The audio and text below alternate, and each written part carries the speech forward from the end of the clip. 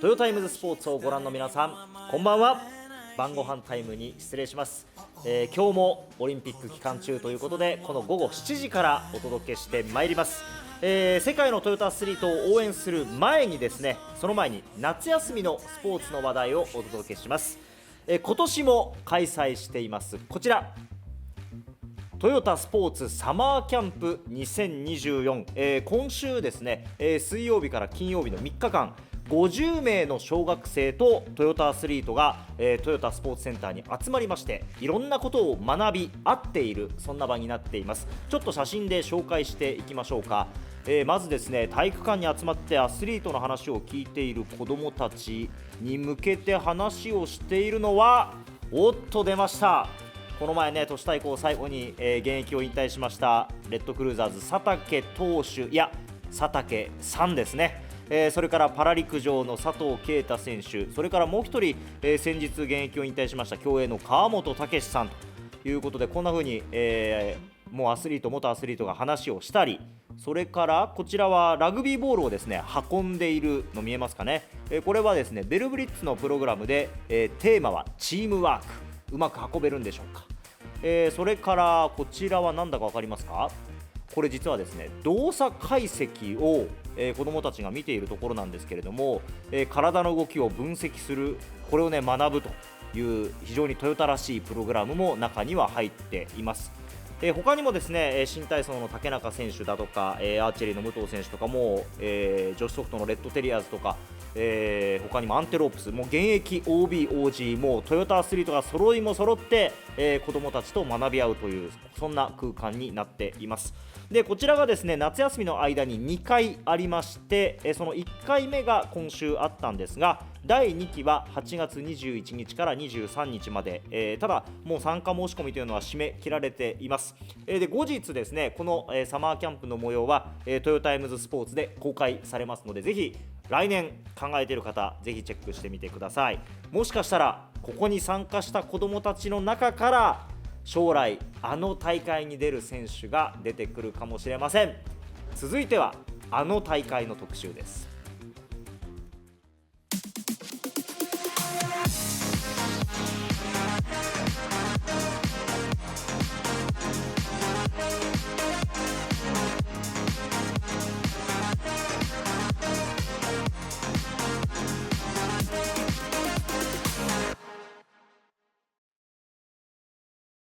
さあここからはトヨタイムズスポーツパリ2024オリンピック特集ウィーク3でございます。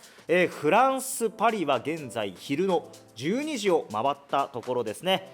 今日もこの後フランスパリと中継をつないで、三好さんにたくさん現地の様子をお届けしてもらおうと思っております。お楽しみにしていてください。さあそして、もうですねこのパネルも見慣れたんじゃないでしょうか。こちらね、グローバルチームトヨタアスリート GTTA なんですが、まず、今回大会自体には32競技329種目アスリートが1万500人出ている中で GTTA 全部で裏表合わせて102名いますので、ほぼ 1% がこちら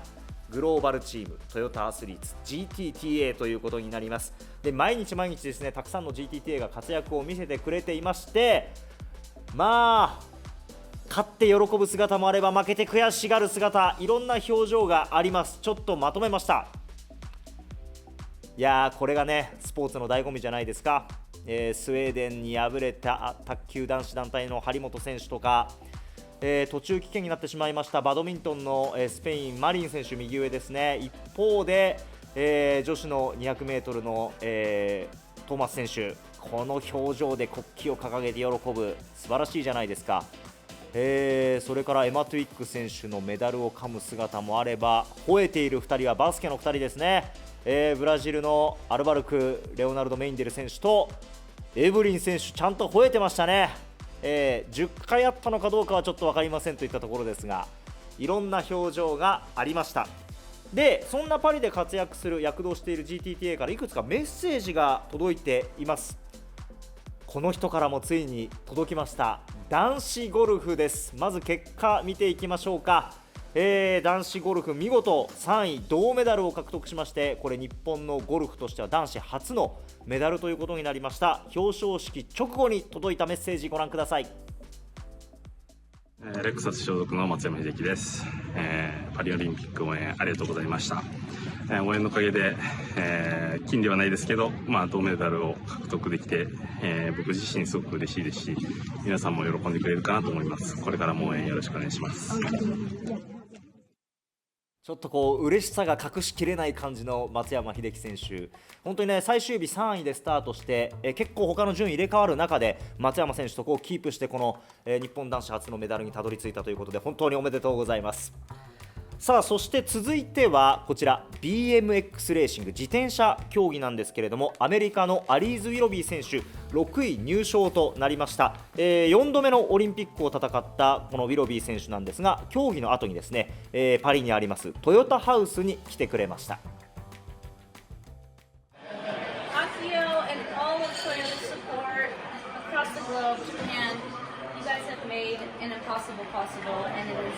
Just been an incredible journey, and I am so thankful arigato for that support and making dreams come true, and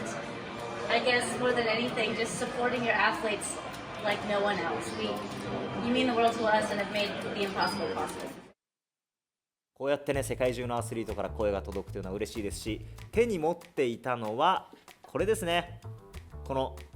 会長がブレイキンを踊っているピンバッジね、これを喜んでくれてましたけども、最後にですね、このブレイキンの競技前の選手からもメッセージが届いております。地元フランスブレイキン B ガールに出場しますセニョリータ・カルロタことカルロタ・デュデック選手からメッセージが届いてます。The Toyota employees, I had a so warm welcome here in Paris. So and a lot of support. So thank you for this. And now I can wait to compete and celebrate this competition with you. Thank you. セニョリータ・カルロタ選手はこの後ね、本番がまだありますから、すごく楽しみにしております。で、皆さんちょっとニュースで見たかもしれません。パリへ来ているのは夏の GTTA だけではありません。こちら誰か分かります？あれ見たことあるな、どっかで。そうです、フィギュアスケートアメリカ代表ネイサン・チェン選手、金メダリストですよ。で、実はこれ北京オリンピックのフィギュアスケート団体のメダル授与式に参加しました。銀メダルが金メダルにね繰り上がったということで、その金メダルを取りに、パリを訪れていたということで、ちょっとチェン選手もつけてくれてますね、同じの。嬉しいじゃないですか。久しぶりにネイサン・チェン選手の顔が見られました。で、パリの今の様子はこの後三好さんが中継で伝えてくれますけれども、その前にですね、先週金曜日から、昨日までの GTTA の結果、そして大会終盤の予定、一気にちょっと見ていきましょうか。まずはハンドボールの結果から参りましょう。まず日本代表上の2つですが、トヨタ車体から6人、トヨタ合成から2人、合わせて8人が GTTA でした。予選ラウンド5連敗ということになって決勝トーナメント進出はならずです。36年ぶりの自力出場は悔しい結果で終わりました。一方、6大会目のオリンピックとなるニコラ・カラバッティッチ選手がいるフランス、東京大会の金メダルチームが予選をなんとか勝ち上がるも、準々決勝でドイツに1点及ばず、地元のレジェンドはここで現役を引退することになりました。バスケットボールの結果です。渡辺裕太選手、テーブス選手の男子日本代表はアルバルク東京メインデル選手のブラジル相手に敗れ、3連敗で大会を終えることになりました。一方、勝ったブラジルは準々決勝でアメリカに敗れベスト8という結果です。グループ会社含め5人の GTTA がいた女子、ベルギー戦に敗れ予選敗退、2大会連続のメダルはなりませんでした。ただちょっと応援の様子が届いてます。こちら、東堂奈々子選手の所属するトヨタ紡織の皆さんと一緒にですね、応援することができました。会場の中ではこれ真ん中、旗を持ってくださっているのはトヨタ紡織の白柳社長ですね。みんなで一緒に応援する、これもオリンピックの醍醐味かもしれません。さあ、バレーボールの結果いきましょうか。ジェイティクトの関田選手、宮浦選手、高橋選手の3人が GTTA の日本代表男子、準々決勝で強豪イタリアをあと一歩で勝利というところまで追い詰めたんですが逆転負けです。52年ぶりの金メダルを目指した戦い、ベスト8で幕を閉じました。そして福留選手が GTTA、ロンドン以来のメダルを狙う女子、予選最終戦のケニアにストレート勝ちしましたが、決勝トーナメント進出ならず9位で大会を終えています。ビーチバレーボールの結果です。エッフェル塔スタジアムで行われていますこちら大注目でした。世界ランク2位の東京金メダルノルウェーのモル・ソラムペア、そして世界ランク4位のドイツのビックラー・エーラーズペア、リーグ戦からオールストレート勝ちで準決勝に駒を進めた両ペアの GTTA 対決が実現しまして、なんと世界ランク4位ドイツのペアに軍配が上がりました。非常に激しい戦いだったということです。敗れたノルウェーのペアは3位決定戦に回ることになっています。オリンピック初出場女子のパラグアイバリアンテ選手は、3連敗で予選敗退となりました。さあそのビーチバレーボールの予定なんですが、ノルウェーの2人が3位決定戦、ドイツの2人が決勝戦、11日の朝4時から3位決定戦、決勝は朝5時半からということになっています。卓球の結果いきましょう。日本代表の張本智和選手、混合ダブルスシングルスでメダルがなく男子の団体に望みをかけオーストラリアチャイニーズ台北を下しましたが、準決勝でスウェーデンに敗れ3位決定戦に回っています。さあその3位決定戦なんですが、今まさにやってます。相手は地元フランス、2大会連続の銅メダルなるか、最後まで頑張ってほしいところです。アーチェリーの結果です。女子団体で銅メダルを取ったメキシコのバレンシア選手、混合団体個人ともに準々決勝で敗れベスト8で大会を終えています。フェンシングいきましょう。エペ団体でハンガリーのシクローシ選手が決勝で日本を破って金メダル、ニュースでねそのシーン見た方いらっしゃるんじゃないでしょうか。フランスのバーダー選手は東京銀メダルの女子サーブル団体、こちらは逆に日本に敗れてメダルにあと一歩届きませんでした。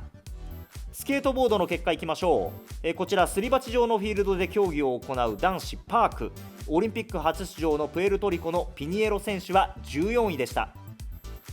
競泳です。まずは男子からです。アメリカのドレッセル選手、男子のメドレーリレーでは銀メダルを獲得。今大会は金銀1つずつということになりました。下から2番目、男子のハンガリーのベツレヘム選手、 1500m 自由形で4位入賞。女子チェコのセーマノバ選手は 200m 個人メドレー予選敗退となりました。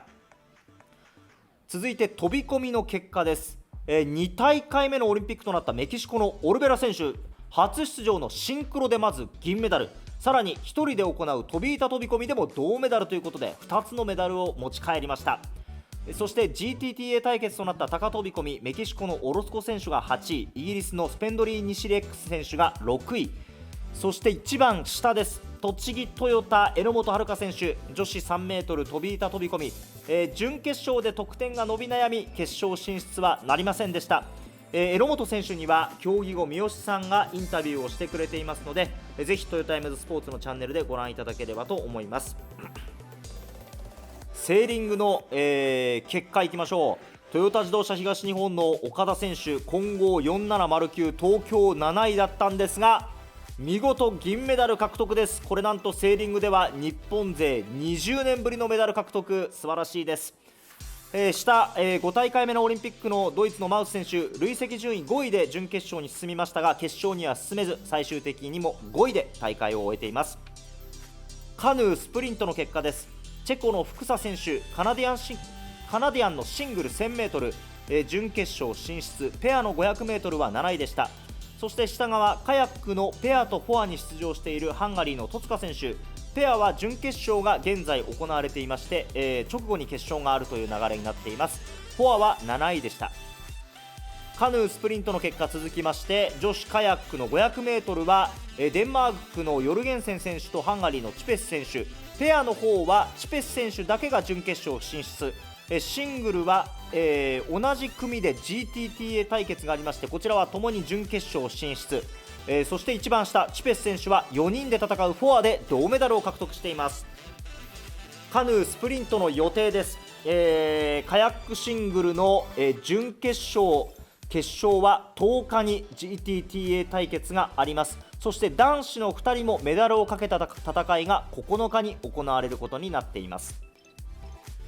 カヌースラローム、先週特集でお伝えしました新種目カヤッククロス、4人同時に漕いでいくレース形式なんですが、個人種目で2つの金メダルを取ったオーストラリアのフォックス選手、なんと初戦敗退となりましたが、もう一つなんとがありまして、金メダルはフォックス選手の妹でした。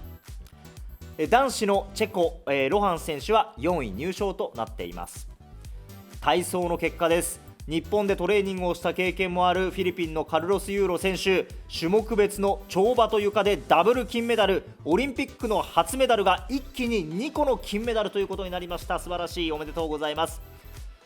そして東京の銀メダリストスペインのサパタ選手は床7位という結果になりまして、フランスのサイード選手、そしてキプロスのゲオルギウ選手はつり輪と鉄棒それぞれご覧の結果でした。ローイングの結果いきましょう。シングルスカルの3人のうち東京からの連覇をかけた2人、男子のギリシャヌトースコス選手は6位、女子のニュージーランドトゥイック選手は銀メダルでした。一方パラグアイのアロンソ選手は順位決定戦でトップになり19位という結果です。ホッケーの結果です。トヨタなのにセドリックとお伝えしてきましたベルギーの、セドリック選手なんですが、東京の金メダルチームだったんですが、準々決勝でスペインに敗れ、ここで敗退ということになりました。バドミントンの結果です。初戦で日本の西本選手との GTTA 対決を制したタイのビチットサーン選手、そのまま決勝まで勝ち上がり、初のオリンピックメダルとなる銀メダル獲得です。スペインのマリン選手先ほど悔しい写真をお見せしましたが、準決勝これ途中で怪我のため棄権ということになってしまいました。ウェイトリフティング、東京の金メダリストチャイニーズタイペイのグオ・シンチュン選手は女子59キロ級連覇ならず銅メダルです。そしてウェイトリフティングの予定なんですが、10日にニュージーランドのリティ選手、男子102キロ級に登場。東京では5位だった選手です。メダル獲得はなるんでしょうか。陸上の結果いきましょう。初めてのオリンピックとなった日本の太田智樹選手、1万メートルが24位、怪我の影響で1ヶ月半ほど練習できない時期もあり、悔しい結果になりました。男子100メートルアフリカ記録保持者ケニアのオマニャラ選手は準決勝敗退。お母さんが日本人のアメリカのマイケル・ノーマン選手、400メートルで8位。そして女子200メートル初のオリンピックとなったメキシコのタマヨ選手は予選敗退。そしてハーバード大出身の全米チャンピオンアメリカのトーマス・ガブリエル選手、金メダル獲得おめでとうございます。女子 1500m チェコのマーキ選手は予選敗退となりました。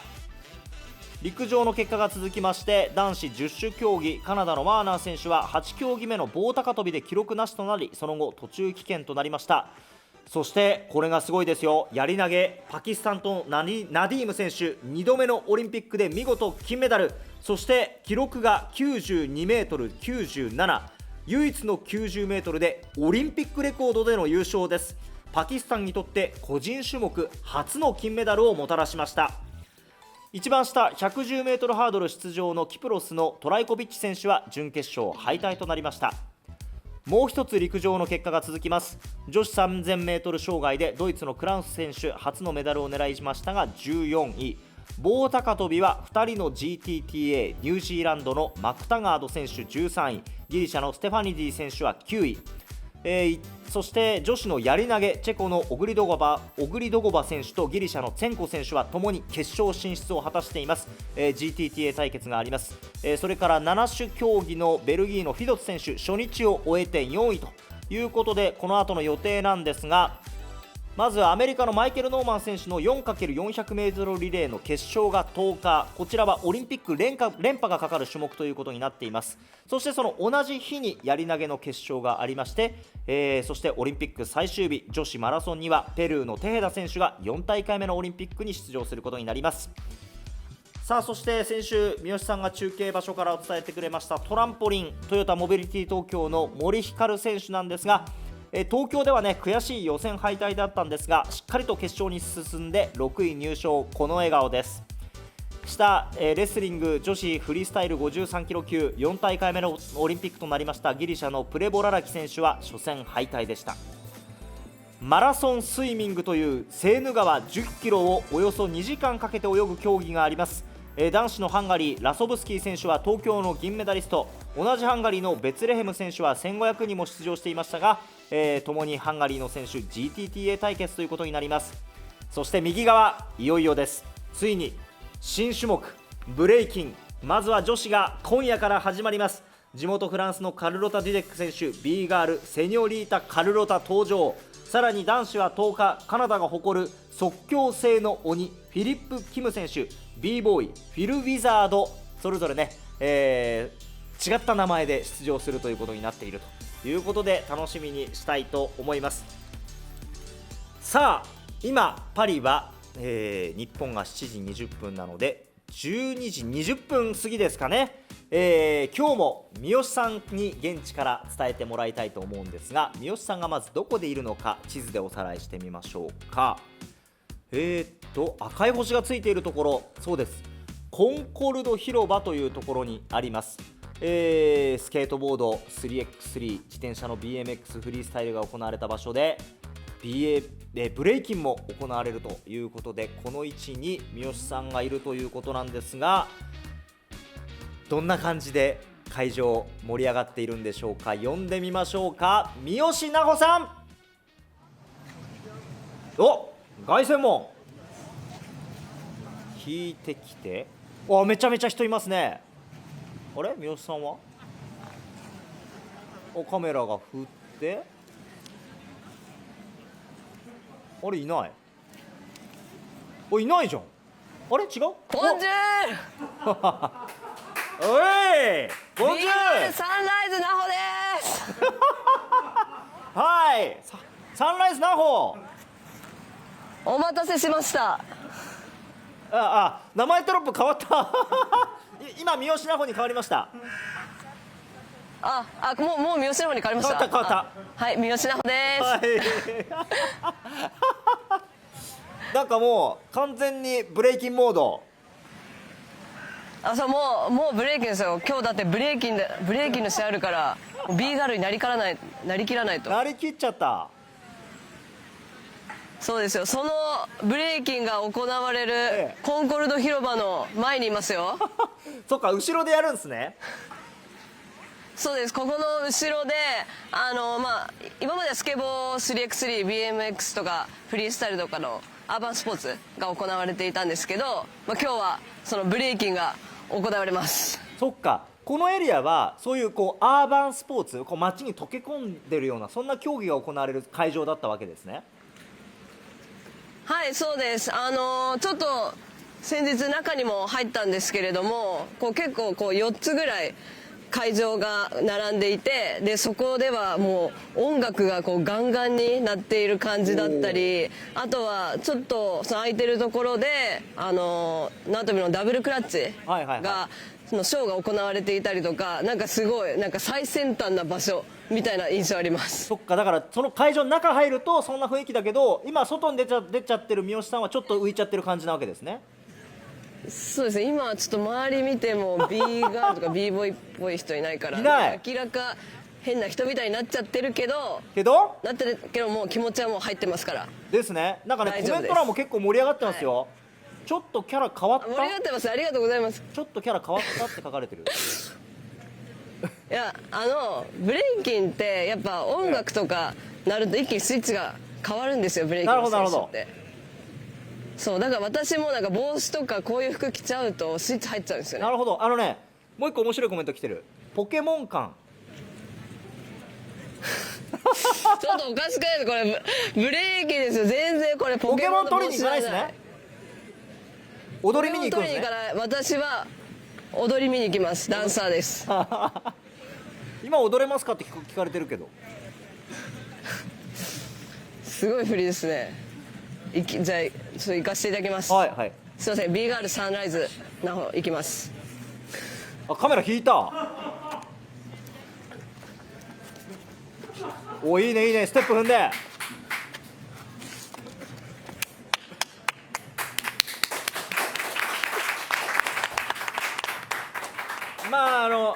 ポケモン感が拭えたかって言ったら拭えてないかも抜けてください。これちゃんとエッフェル塔のポーズしてるから。カメラが寄りすぎちゃってね、エッフェル塔の上まで見えてなかった今あ、いいじゃないですか。これエッフェル塔なるほどね。決めポーズ、エッフェル塔のポーズっていうのは今即興で考えたんですね。はい、もう何でも即興、全部ブレイキン即興ですから。即興ですもんね。全然その場で流れた考えてないですよ音楽をはい自分で解釈してやるわけだから、そうですそうです。今頭の中で全然流れてないんですけど、頭の中では流れてましたから。流れてて、最後もうそのパリが体に乗り移ってエッフェル塔になっちゃったわけ。はい、そうです。あーはい、なっちゃいました。吉さんすごいですね、このオリンピック期間中の成長が。ありがとうございます。まあいろんな意味で成長させてもらってます。さあということで、もうかれこれ2週間ぐらいオリンピック期間ずっとパリにいるわけですよね。もう2週間以上、以上か3週間ぐらい来てますよ。どうですか、三好さんはだって前回東京の時はやる側だったわけですよ。それがこうやって見る側に回って、どうですかオリンピック外から見ると。そうですね、やっぱ選手の時は、選手村の外から基本的には出られなかったので、外の雰囲気とか分からなかったんですけど、やっぱこうやって外見るともういろんな国の人がいたりだとか、お祭り感っていうところもすごく感じますし、あとはもう選手の時はバスケしか知らなかったんですけれども、今回本当いろんなたくさんの競技を見させていただいて、いろんな競技の違いだったり、会場の雰囲気の違いとか、そういったところもすごく楽しませてもらってます。会場のね違いってことでいくと、今回はその既存のね建物をすごく生かした大会って言われてますけど、そこどうですか。そうですね、もう本当にいろんな競技でやっているんですけれども、私的に印象に残っているのはフェンシングが行われたグランパレの会場が印象的ですね。なんか今写真出てますけど、三好さんもフェンシングやってる感じで、もうこんなねそうですそうです。洒落た建物でやるわけですか。はい、もうね、外観もおしゃれなんですけれども、中に入るとガラスのドームの天井がすごく綺麗で、すごっ。ね、普段これパリコレとかでも使われたりするみたいなんですけれども、こういったこの会場で、ね、今も見えてますけれども、選手がやれるのがすごいなって、かっこいい。もう本当に異空間というか。これ今ね選手が戦っているのが左下にちょっと映ってますけど、なんて言うんだろう、競技じゃなくてもう本当に剣で戦ってんじゃねえかみたいな、そんなすごいいい写真なんですけど、そこにポケモン感のある三好さんがすごいギャップちょっとごめんなさい、これちょっと変なことになってる。大丈夫すいません。大丈夫いやでもすごいですね本当に。いや新しいわ本当にこれは。かっこいいんですよ。でさっきね三好さん会場の違いもあれば、競技も要は今までバスケばっかり、当然そうだったわけですよね。でもいろんな競技見てますよね。はい、もう競技の違いでいくと、飛び込みの榎本選手、昨日観戦行かせていただいたんですけれども、はいこの競技も私がやっていたバスケットとはもう全く違うなと。まず緊張感がすごい大きいなって思いました。緊張感。会場の雰囲気としても、結構会場、バスケットで行くと音楽が流れていたりとか、みんなで大声を出して応援するみたいなのが普通なんですけれども、この飛び込みだと選手が飛び込む時は誰一人喋んない静かな空間になりますし、競技としてもバスケットはミスをしたとしてもそれを取り返す時間は1試合通してあって、その中でやり返すことはできるんですけれども、飛び込みは5本飛ぶ中で1本もミスをすることができない。全ての飛び込みのこの本数が全て点数につながってしまうので、そういったこの一本一本の重み、緊張感っていうのが、バスケットは違うなっていうふうに思いましたね。そっか、静かな会場っていうのは三好さんにとってはすごく新鮮なわけですね。これ、本当に競技が違くていろいろ面白いなと思いました。榎本選手、さっきね結果をお伝えしてね、今回も決勝に進出できない悔しい結果だったっていうふうにお伝えしたんですけど、三好さん、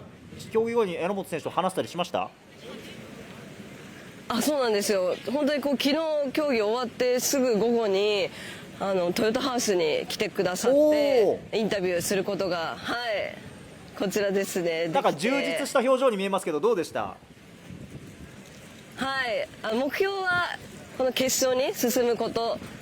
だったとは思うんですけれども、それでもこうやりきれたっていうふうにおっしゃっていましたし、予選のこの5本っていうところは本当にこうもうできすぎなぐらい、もう全てが詰まった飛び込みができたっていうふうにおっしゃっていて、もう後悔はないっていうふうな言葉を聞けたので、なんか私としてもすごく嬉しかったです。ああ、そうですか。そうですよね。予選本当にね、なんかすごく調子良さそうに見えましたし、それもあってあんな表情になったのかもしれないですね。他に三好さんどうですか？オリンピックを外から応援するようになって分かったこと、気づいたこと。あとなんだろうな、日本人以外のはい、選手を自然に応援してる自分にちょっとびっくりしました。そうですよ。我々は GTTA なんで国境を越えちゃうんですよ。それ実感してる。そうなんですよ。なんか今まで、はい、今までだったら、ね、日本人のこうトヨタのアスリートを応援とかはあったんですけれども、今回海外のもう選手もう普通に応援することができたっていうのがもう私としては大きくて、例えばハンドボールのフランス代表のニコラ・カラバティッチ選手の試合も、応援に行かせていただいたんですけれども、ここも会場行ったら本当にもう純粋にもうニコラ・カラバティッチ選手に頑張ってほしいっていう気持ちしか出てこなくって、もう一緒に会場の周りのこのフランスの応援団の人と一緒にこう大声出して応援してたので、なんか後から考えると今までの私だったらなかったなっていうふうにはなんかすごく感じました。でもう本当にこういろんな、はい、競技の選手応援できたんですけれども、いろんな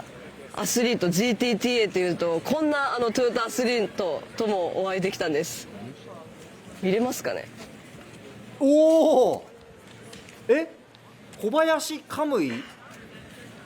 ですか？そうです。めちゃ豪華、はい、カムイさんはなんですか？これはいたんですか？そうです。ちょっと場所はパリではないんですけれども、市場っていうところで乗られていて、で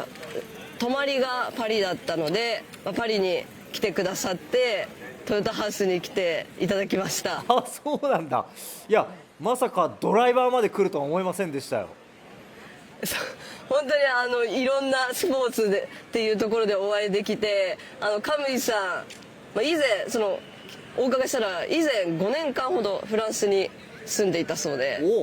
なんかその時のフランスのなんか街並みの雰囲気とはもう全く違くて、すごく綺麗になったっておっしゃってました。そうですか。オリンピックに向けてそういう変化があったんですかね。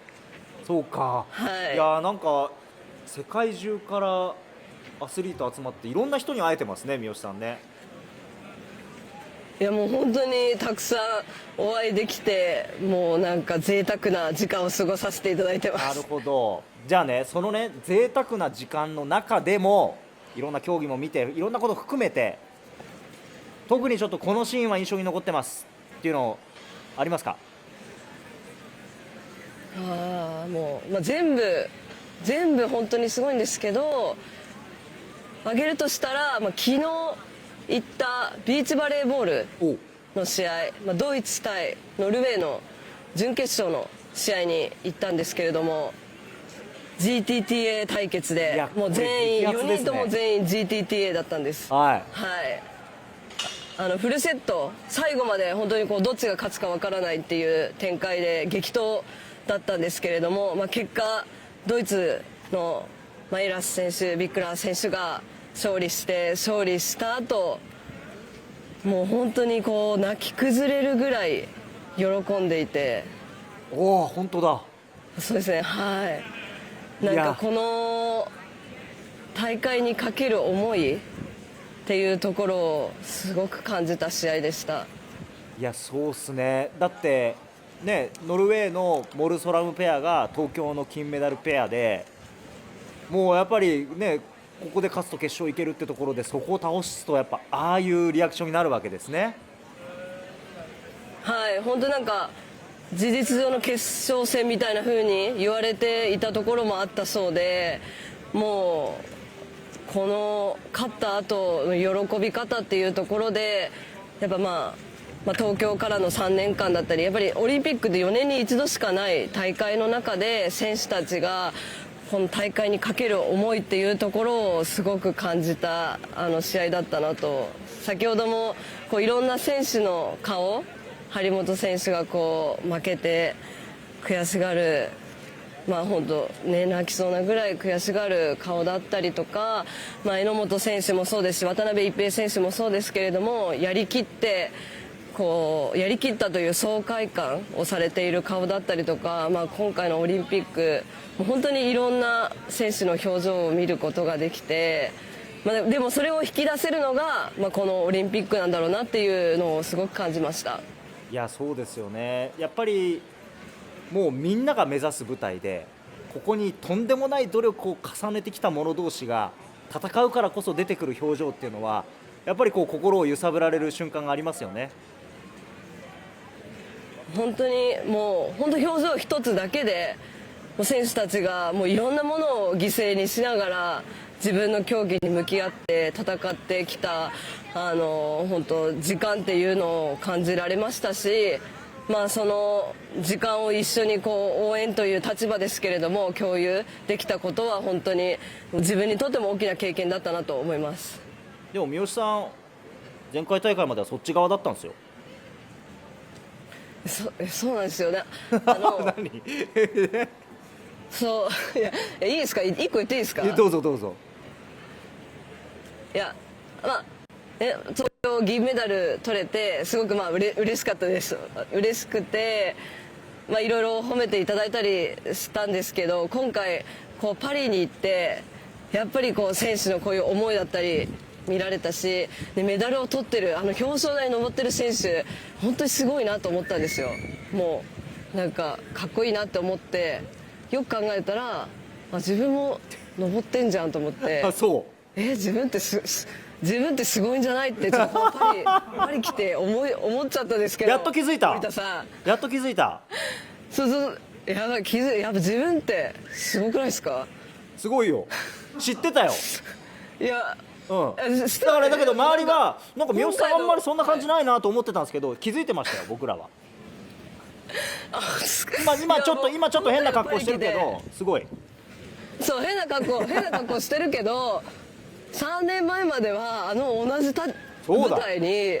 いて、戦って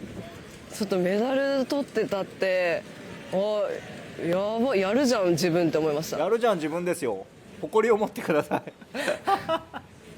いやでもなんか三好さんがね、出る側もそうだし、こうやって見る側でもオリンピックを満喫している姿っていうのは羨ましいですけど、その楽しさっていうのがすごく伝わってきて、なんか我々も楽しませてもらいました。ありがとうございます。本当にただただ楽しませていただいたっていうこのパリオリンピックで、まだありますけれども、本当に純粋に楽しめた、選手の時はやっぱ、緊張感だったりプレッシャーある中で、楽しめた中でもまた違った今回の本当に純粋にただただスポーツを応援できるっていう楽しみができたのがすごく私としては嬉しかったです。三好さん、でもあとまだ2日、今日入れて3日かありますけど、三好さんこの後どうするんですか。はい、今日はこの後後ろのコンコルド広場で行って、ブレイキンの女子を応援してきて、で明日はこのブレイキンの男子の試合応援してきて、はい、あとはマラソンも応援に行きたいなと思っていて、マラソンの先導車クラウンの FCEV なんで、そういったところもなんか、見ることができたらなと思ってます。ちょっと誇らしくなりますね、トヨタ社員としてはね。そうですよ、先導車見られますし、あと閉会式も行ける予定なので、そういったところも楽しみにしたいなと思ってます。いや最後まで走り抜けられそうですか。はいもうフルパワーを出して元気に最後までお伝えしたいと思います。いやーね、最後の生中継の姿がでね、こんな格好っていうのはちょっと意外でしたけども、はい、ありがとうございます。すいませんごめんなさい、ちょっと楽しませていただいてるんですが、はい、パリオリンピックもう少しで終わっちゃうんですけれども、パラリンピックはちょっと森田さんにそうだよ、バトンタッチをしたいなとありがとうございます。思っております。見てください。サインいっぱいありますね。はい、これ私が取材してきた選手たちにサイン書いてもらったんです。みんなに。いいなぁ。これだけ多くの選手取材してきましたよ、森田さいや確かにレポート見たらはい私直接すっごい会って取材してんなと思ってましたよ。ん。なので森田さん、私以上に取材してきてくださいね。そういうこと。はい。そうですね。ちょっと三好私まださんのまだキャスターとしては全然ペイペイで、ね、あれなんでちょっと森田さんのお手本とか楽しみにしたいなと思ってます。すっごいプレッシャーかけてきますね。いや三好さんには僕がここで感じていたジェラシーを感じてもらおうと思いますよ。もう一回来てえなって。いやもうね、森田さんのねこの本当になんか楽しそうだなみたいな、本当ジェラってる顔をこっちで見るのすごい楽しいんですよ。いやそりゃ羨ましいでしょ。だってすっごい楽しそうだから。いやもうでもいやもう本当に楽しいです。最後まで満喫しまくってください。はい、最後まで精一杯たくさん満喫して選手たちの活躍の姿も最後までしっかりお伝えしていきたいと思ってます。はい、頑張ってください。最後までありがとうございました。ありがとうございます。本当お疲れ様でした。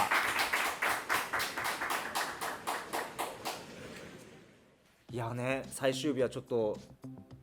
いいこと言ってもちょっとこの格好のせいでちょっとね入ってこなかった方もいらっしゃるかもしれないですが、でも本当三好さん多分競技のこと以外も含めてなんかパリで起きてるいろんなね、面を伝えてくれたのかなと思いますし、そんなコンテンツがたくさん、トヨタイムズに、三好奈穂のレポートとして上がってますので、ぜひ、チェックしていただければと思います。いやーちょっとなんかオリンピックがね、そっか今日ここにずっとそうやって出てたんだ。最後は踊っちゃえって、だから三好さんもあんな感じだったんですね。この写真はなんかサングラスまでかけてるけど、はい、この後ブレイキンを満喫してくれるということで、パリ2024オリンピックいよいよ大詰めということで、最後まで全力投球で一緒に応援していただければと思います。以上パリ2024特集ウィーク3でした。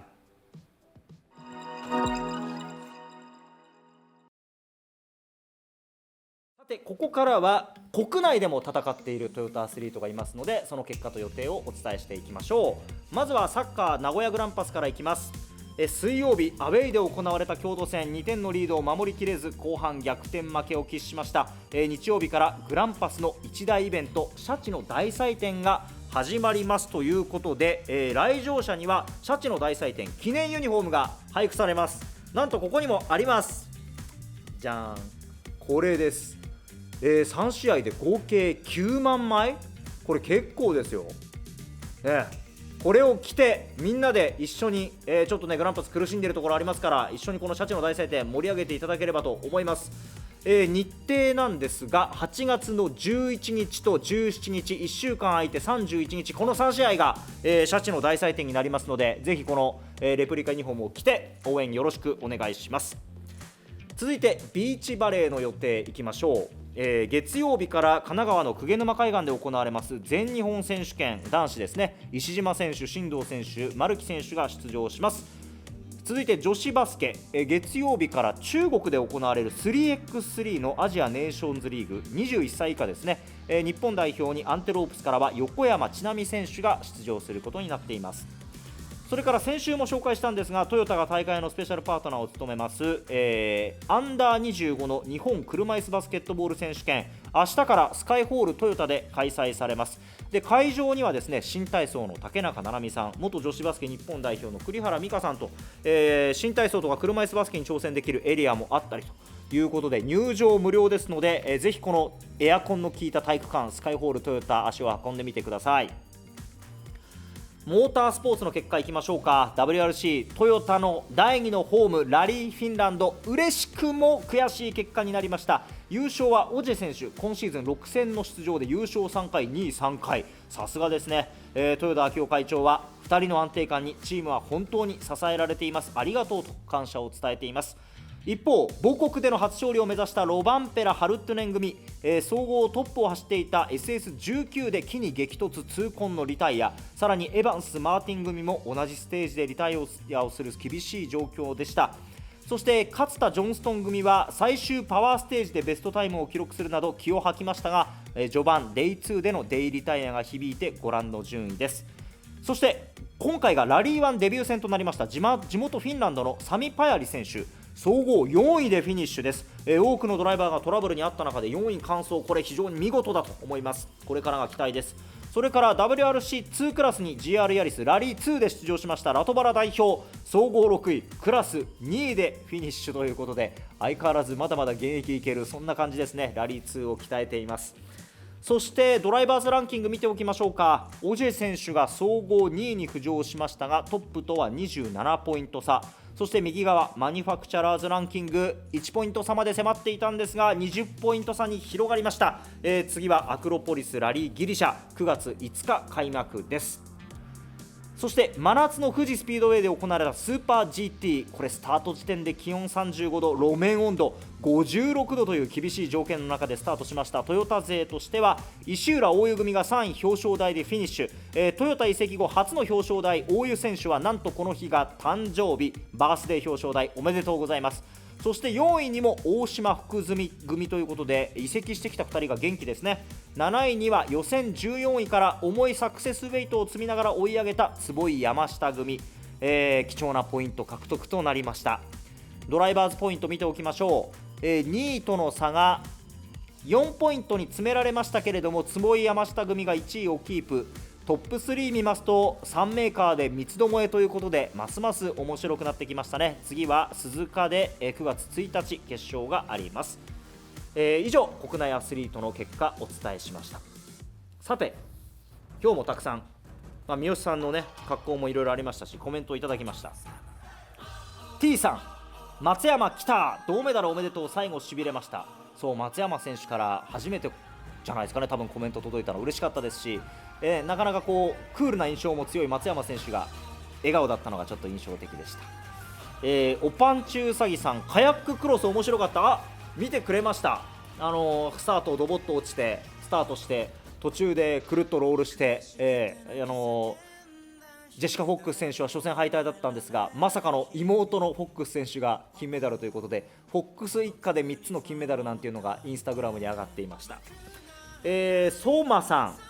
国境を越えて心を一つにできるって本当に素晴らしいですね。そうなんです。さっきね誰かもコメントしてくれましたけれども、そうなんですよ。GTTA を応援するとオリンピック・パラリンピックは国境を越えて応援することができる。それがこのトヨタイムズの醍醐味でございます。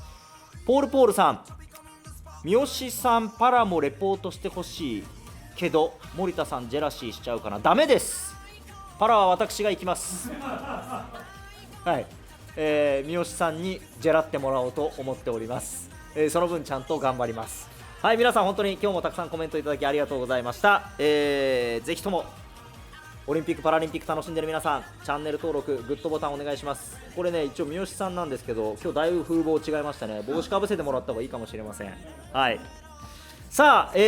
オリンピック・パラリンピック期間が、1週間終了しますので、トヨタイムズスポーツも来週はお休みをいただくことになっています。1週明けまして8月23日の、金曜日お昼11時50分から、そうなんです、オリンピック終わってるんで時間が通常営業に戻りまして、パリパラリンピック開幕直前特集、行います。先日行われました、これは東京本社で行われた壮行会の写真なんですけれども、この模様とか、直前にね、パリパラリンピックの見どころなどをお伝えするとともに、ゲストはですね、パリを目指していましたが神戸の世界選手権当日に足を負傷して残念ながらパリの切符を取ることができなかった走り幅跳び芦田一選手がゲストに来てくれます。芦田選手に聞くとパラリンピックどんなところ注目したら面白いか、多分いろんな視点で語ってくれると思いますので、お楽しみにしていてください。でも2週間、待ちきれないという方、ぜひともこちらのトヨタイムズスポーツ公式アプリチェックしてみてください。パリオリンピック・パラリンピック特設サイトにアクセスできますし、他にももう、オリパラ関連に出場する人たちのインタビュー動画もたくさんありますので、ぜひ公式アプリでチェックしてみてください。いやー、オリンピックが終わっちゃうと寂しいかななんて思いますけど、すぐにパラリンピック始まるんで寂しくないですね。ぜひこのスポーツ熱秋まで、継続していただければなと思います。今日も長時間お付き合いいただきましてありがとうございました。トヨタイムズスポーツ、ここまでのお相手は森田京之介でした。それでは再来週金曜日11時50分にワントヨタ。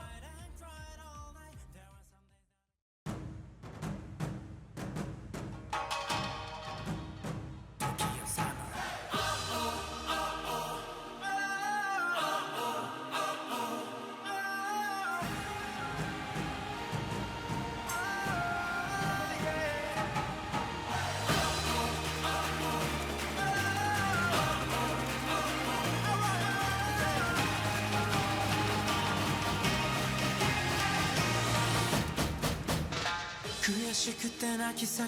んだ日、誰にも甘えられない日々、孤独にファンを抱いて幕が上がり、さあ始まるこのストーリー、刻みたいなもうヒストリー、狙うのはてっぺんのヒーローヒロイン、 We all teammates, We gonna make it shine,飛び込むんだスポットライト、さあ行こう、さあ行こう、戦いにいざ行くぞって、一人じゃない、一人じゃないから、ハレルヤ、あっぱれ、言葉はいらない、あとは生き抜け、 Ready go, ready for Tokyo summer. There are some days when I cried and cried all night, there are some days that I couldn't show myself, with loneliness in my heart, We all